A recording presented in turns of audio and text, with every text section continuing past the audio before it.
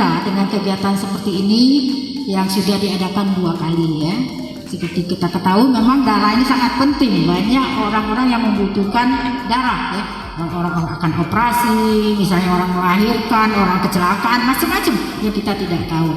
Dengan kegiatan seperti ini dan banyak lagi kegiatan-kegiatan lain, mungkin bukan hanya donor darah ya Pak Dian ya, ada yang lain juga mungkin ya. Ini sangat berarti sekali ya. Jadi itu adalah untuk kepentingan masyarakat banyak. Sebenarnya saya juga pengen donor darah. Kan sudah lama saya nggak donor darah ya. Terakhir saya donor darah mungkin 9 bulan yang lalu. Pengen donor darah, nggak taunya ada acara lain. Jadi buru-buru ya.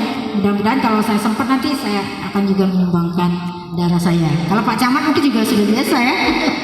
Karena orang-orang itu kalau sudah donor darah sekali pengen lagi ya, banyak keuntungannya. Jadi kita ganti darah lagi, jadi ganti darah muda ya, darah segar, jadi makin sehat. Dokter Pemi juga sering ya mungkin ya.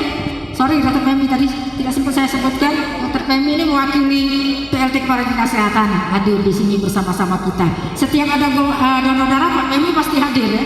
Kemarin kami juga baru hadir pada peresmian unit donor darah PMI Provinsi Sumatera Selatan, ketemu juga dengan Dokter Silvi ya.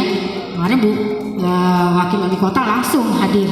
Nah, pada hari ini Ibu Wakil Wali Kota berhalangan untuk hadir bersama-sama kita pada hari ini ya. Mudah-mudahan tidak mengurangi arti acara kita pada hari ini.